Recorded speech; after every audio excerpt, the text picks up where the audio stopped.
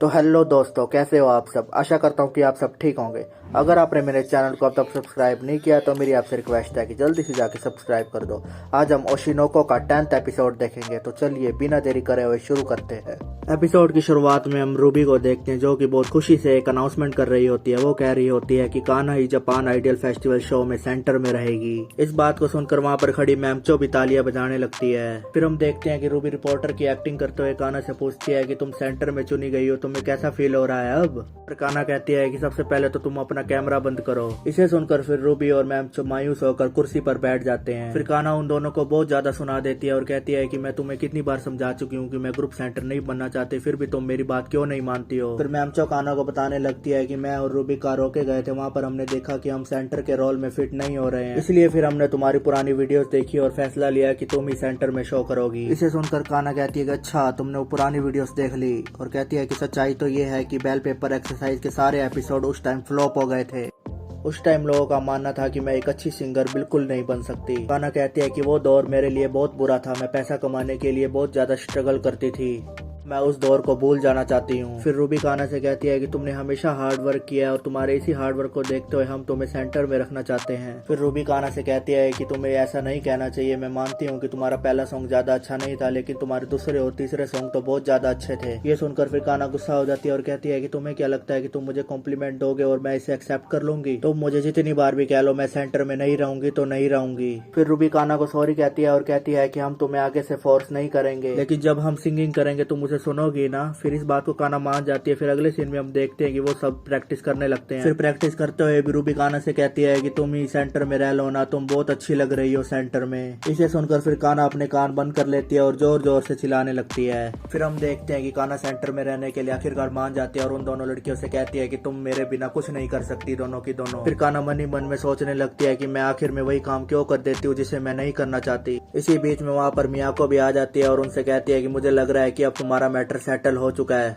मियाको उन तीनों से कहती है कि अब तुम्हारी परफॉर्मेंस को बहुत कम दिन रह गया, तुम्हें अब फाइनल प्रैक्टिस करनी ही होगी, इसलिए मैं एक बंदे को लाई हूँ जो तुम्हारी इसमें पूरी सपोर्ट करेगा। फिर वो उस बंदे को अंदर बुलाती है। हम देखते हैं कि वो तो पियोन होता है। पियोन को देखकर रूबी और मैमचो तो खुश हो जाती है, लेकिन कान्हा बहुत ज्यादा गुस्सा हो जाती है। फिर पियोन उन तीनों लड़कियों से कहता है कि अगर तुम्हें स्टेज पे अच्छा दिखना है तो तुम्हें सबसे ज्यादा जरूरत है स्टेमिना की। अगले सीन में हम देखते हैं कि पियोन तीनों को बाहर ले आता है और उनसे जॉगिंग करवाने लगता है। फिर पियोन उन तीनों लड़कियों को कहता है कि तुम्हें स्टेमिना गेन करने के लिए रोज जॉगिंग करनी है और हमेशा अपने फेस पे स्माइल रखनी है। फिर अगले सीन में हम देखते हैं कि कान्हा बालकनी में खड़ी होती है और फिर उसके पास पियोन भी आ जाता है। पियोन उससे पूछने लगता है कि मैंने सुना है कि तुम सेंटर में नहीं रहना चाहती, लेकिन तुम तो बहुत अच्छी सिंगर हो, तुम क्यों सेंटर में नहीं रहना चाहती। इस पर कान्हा कहती है कि सेंटर आइडल ग्रुप का मेन फेस होता है और मेरी जैसी लड़की स्पॉटलाइट के लिए नहीं बनी है। फिर पियोन कान्हा से कहता है कि तुम ऐसा क्यों बोल रही हो, मेरी जैसी लड़की, तुम तो बहुत अमेजिंग लड़की हो यार। कान्हा कहते हैं कि सभी लोग मेरे बारे में गंदा बोलते हैं, उनको मेरी सिचुएशन के बारे में बिल्कुल भी नहीं पता। फिर वो पियोन से पूछने लगती है कि तुम्हें क्या पता है मेरे बारे में। फिर पियोन कान्हा के सामने उसकी सारी हिस्ट्री बता देता है कि उसको क्या खाने में पसंद है, कहाँ जाना पसंद है, कौन सा गाना पसंद है, वगैरह वगैरह। पियोन की बातों को सुनकर कान्हा के तो होश उड़ जाते हैं। फिर वो पियोन से कहती है कि मुझे नहीं पता था कि तुम मुझ पर नजर रख रहे हो। हम देखते हैं कि इस पर कान्हा बहुत ज्यादा खुश हो जाती है। फिर वो पियोन से पूछती है कि तुम मेरे फैन हो क्या।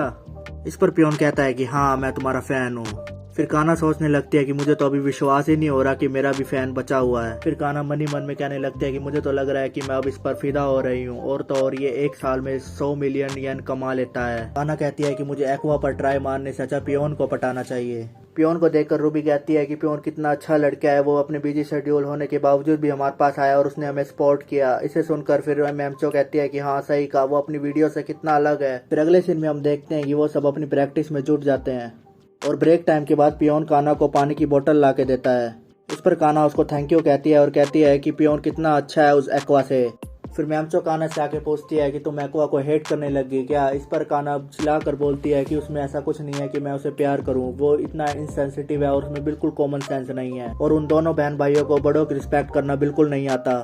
फिर अगले सीन में हम देखते हैं कि पियोन किसी से फोन पर बात कर रहा होता है। फोन पर दूसरा बंदा पियोन को कहता है कि फाइनली कल कंसर्ट है, तुम्हें क्या लगता है लड़कियों के परफॉर्मेंस के बारे में। इस पर पियोन कहता है कि लड़कियों ने काफी इंप्रूवमेंट की है। पियोन कहता है कि रूबी का डांस और इम्प्रूव हो गया और मैमचो भी सिचुएशन के हिसाब से अपने आप को एडजस्ट कर लेगी और कान्हा सब कुछ जल्दी सीख लेती है, उसकी परफॉर्मेंस में कोई कमी नहीं है। फिर वो फोन वाला बंदा पियोन से कहता है कि उन लड़कियों से कहना है कि परफॉर्मेंस से पहले थोड़ा सा रेस्ट भी कर ले, और कहता है कि वो लड़कियां मेरे सामने बड़ी हुई है, मैं उनकी हेल्प करने के लिए बहुत खुश हूँ। फिर वो फोन वाला बंदा कहता है कि तुम मेरी एक्टिंग कितनी अच्छी कर रहे हो। फिर हमें पता चलता है कि जो बंदा उन लड़कियों को इतने दिनों से प्रैक्टिस करा रहा था वो और कोई नहीं एक्वा था, और एक्वा पियोन का गेटअप लेकर वहाँ पर आया हुआ था। वो कहता है कि अगर मैं पियोन का रूप ना लेता तो ये लड़कियां मेरी बात नहीं मानती, और ये पियोन की बात तो मान लेती हैं। फिर अगले सीन में हम देखते हैं कि रात हो चुकी होती है और वो लड़कियां बेड पर लेट जाती है। रूबी कहती है कि मैं कल की परफॉर्मेंस के लिए बहुत एक्साइटेड हूँ। इस पर काना कहती है कि चुप हो जा, अगर हम रेस्ट नहीं करेंगे तो हमारी 3 दिन की मेहनत बेकार जाएगी।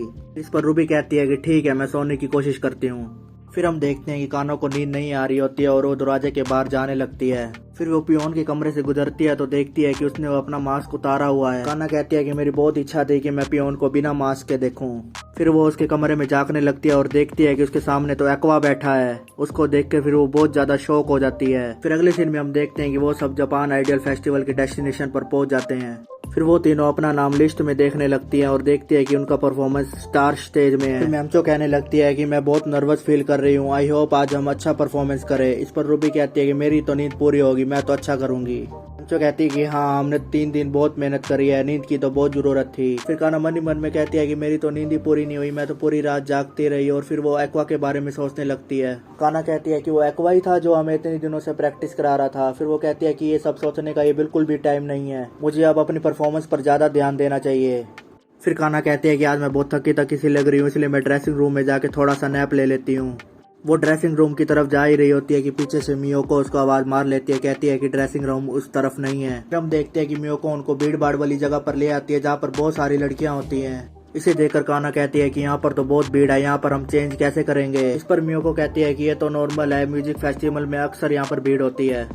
फिर मियोको उनसे कहती है कि जो लोग मेन स्टेज पर परफॉर्मेंस करते हैं उनको अलग से ड्रेसिंग रूम मिलता है, लेकिन तुम जैसे लेवल वाले लोगों को यही भीड़ भाड़ वाला ड्रेसिंग रूम मिलता है। अगर तुम्हें अपग्रेड होना है तो तुम्हें ज्यादा हार्ड वर्क करना पड़ेगा। फिर अगले सीन में हम देखते हैं काना मन ही मन में सोच रही होती है कि मुझे 17 साल हो गए इस इंडस्ट्री में, मुझे आज अपनी बेस्ट परफॉर्मेंस देनी होगी और मुझे हार बिल्कुल नहीं माननी होगी। मेरे साथ बहुत लोग जॉब कर रहे हैं, अगर मैं फेल हो गई तो वो भी फेल हो जाएंगे। फिर हम देखते हैं कि रूबी हड़बड़ाहट में काना के पास आती है और कहती है कि जब से टाइम पास आता जा रहा है मैं बहुत ज्यादा नर्वस फील कर रही हूँ। फिर रूबी काना का हाथ पकड़ लेती है और कहती है कि मुझे लग रहा है कि तुम भी नर्वस फील कर रही हो। इस पर काना अपना मुंह छुपा लेती है और रूबी से कहती है कि तुम स्टूपिड हो क्या, मुझे 17 साल हो गए इस इंडस्ट्री में, मैं बिल्कुल भी नर्वस फील नहीं कर रही। फिर रूबी कहती है कि मुझे अब बहुत अच्छा लग रहा है क्योंकि मैं अकेली ही नर्वस नहीं हूँ, तुम भी नर्वस हो। फिर अगले सीन में हम देखते हैं कि वो तीनों लड़कियां अपनी परफॉर्मेंस के लिए अपनी अपनी ड्रेस पहन लेती हैं। इसके बाद हमें काना का स्टेज पर पहला अपीयरेंस दिखाया जाता है और स्टेज पर काना अपना इंट्रोडक्शन देने लगती है, कहती है कि मेरा नाम काना अरीमा है। और इसी के साथ ये एपिसोड यहाँ पर खत्म हो जाता है। अगर आपको ये वीडियो अच्छी लगी हो तो प्लीज मुझे सपोर्ट करें और चैनल को सब्सक्राइब करके जरूर जाए। और इस वीडियो में अगर मेरे से कोई गलती हो गई हो तो मुझे माफ कर देना। तो हम फिर मिलेंगे अगले एपिसोड के साथ। थैंक